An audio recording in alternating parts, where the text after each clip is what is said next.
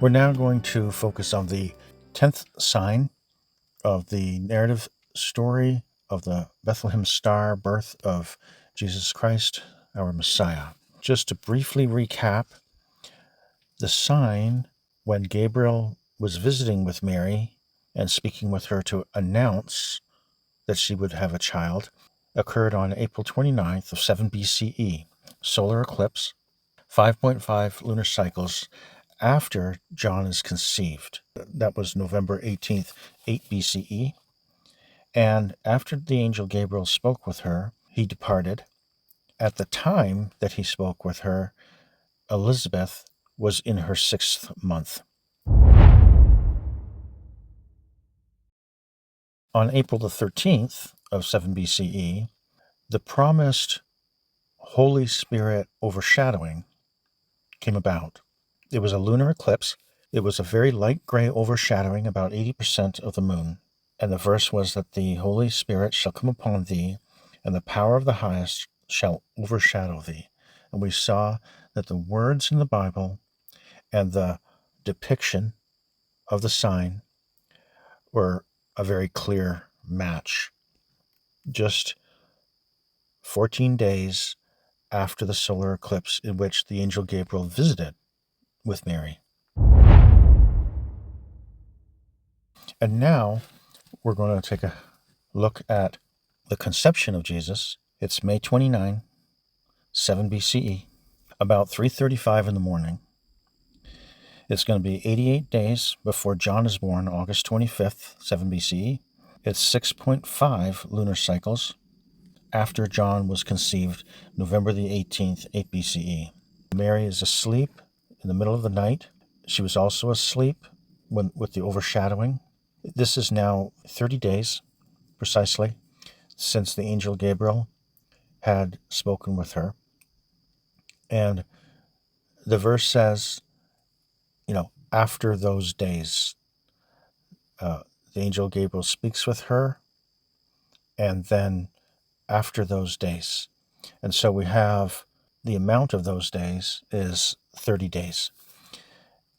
How can we know that this makes sense? Mary arose in those days and went to the hill country with haste into a city of Judah, and entered into the house of Zacharias and saluted Elizabeth. When she goes to visit Elizabeth, it's in haste, and it's after those days. And we know, and we'll get to this when we talk about the birth of John, but we know that Mary is pregnant when she goes to see Elizabeth. We know that she has conceived already, and that it's now 88 days between May 29, conception of Jesus, and the birth of John the Baptist, August the 25th.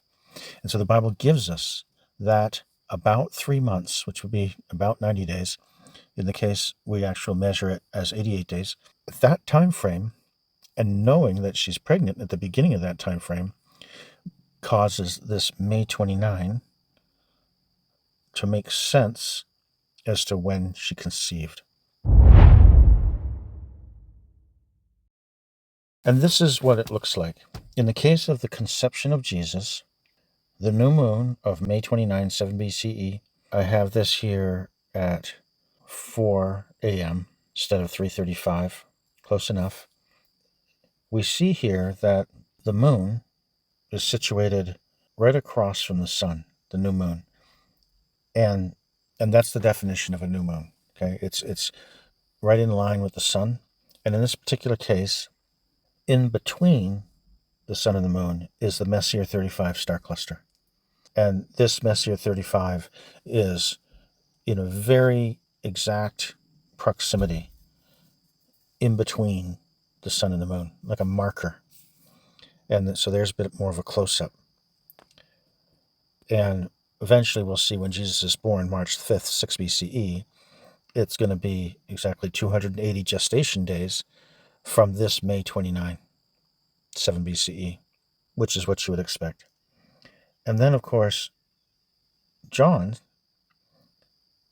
his conception was also a full moon located right at the Messier 35. And to get this full moon, it's a full moon, but we took the full moon right to the very end of its full moon phase, and it ended at this point because the conception of John had a blood moon, which was the conjugal visit, and then now the full moon at this point, right to the very end of the full moon phase, is the representation of the female biological movement time that's required for the egg to come down the fallopian tube and meet the sperm so that conception could occur.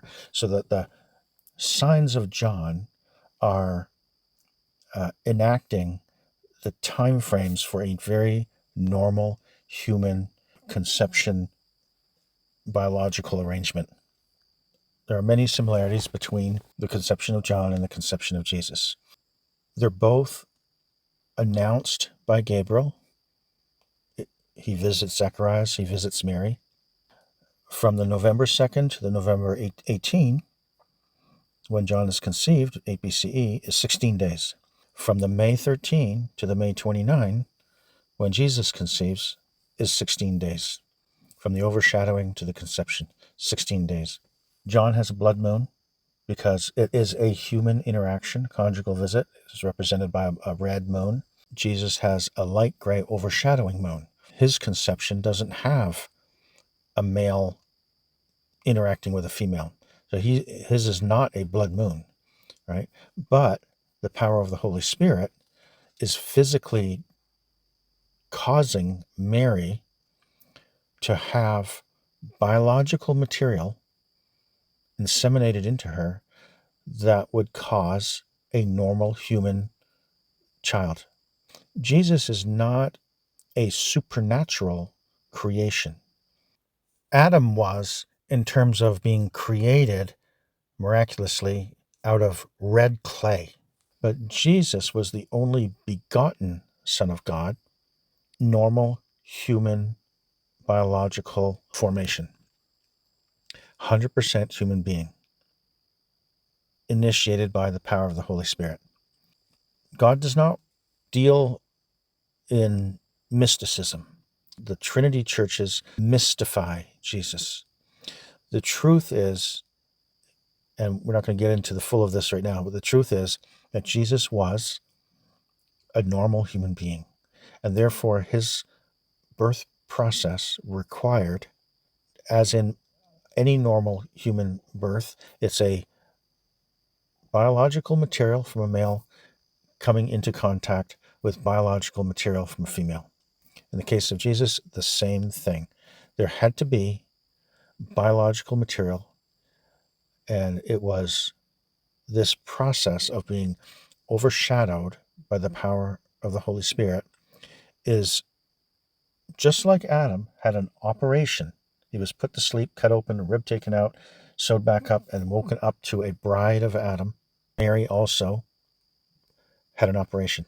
She was asleep. She didn't feel a thing. She didn't know anything. She didn't know that it happened. And she woke up not knowing that an angel had been there and biological material had been inseminated into her. And this is a normal, modern medical practice, happens all the time. Nothing mysterious. We do this every day of the week. So, of course, they both have 280-day gestation periods.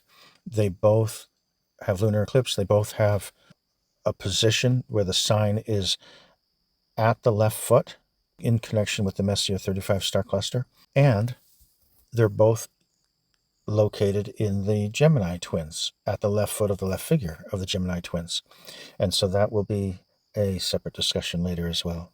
But that's the point in time in which Jesus is conceived, and it's the time frame to the birth of John and the time frame of his birth ending up being 280 gestation days to his actual birthday, which would be March 5th, 6 BCE, that lends credence that this is the accurate moment of the sign. One of the things you should notice by now is that it's no surprise that the number of days is 280 days, normal human gestation period, because John's birth is a conception on a full moon to birth on a new moon. Jesus is a conception on a new moon, and his birth is on a full moon, the opposite. And they're both 280 days. And that's not a miracle. I mean, it's a miracle, but it's not surprising, because each and every 9.5 lunar cycles times 29.5 solar days per lunar cycle equals 280.25 normal human gestation days. So here we go. 9.5 lunar cycles times 29.5 solar days per lunar cycle equals 280.25 normal human gestation days. The entire lunar cycle was designed to always represent a 280-day normal human gestation period. It was built for humans. God's feasts and his feast days and his new moons and his calendar are designed upon the lunar cycle. All the Jewish months begin with a new moon, and the feasts, like the Feast of Unleavened Bread and the Feast of Tabernacles, begin on the 15th, a full moon, so that all of God's appointed times, like the birth of Jesus, the birth of John the Baptist, appointed times happen on new moon or full moon. We learned that God did not speak Jesus into existence. He didn't create Jesus out of something non-biological, as in Adam was formed out of clay. Jesus had an overshadowing, an event, something physical by the power of the Holy Spirit was used in a normal biological manner to create Jesus, because God provides an actual physical sign to establish that event. He has a sign called a Capricornus, which is half fish and half goat, a mystical being. If he wanted Jesus to be formed in a mystical manner, as the Trinity would suggest, there's a sign for that. But that's not the sign God used. And we'll talk more about the Capricornus, which is the mystical sign due to its nature, half fish and half goat. But next, we're going to talk about John the Baptist and his birth, and how his birth fulfills 280 days, and how his birth time frame helps to lock in the validity of the conception date for Jesus, since they are 88 days apart, and we're told Mary spent about 3 months with Elizabeth.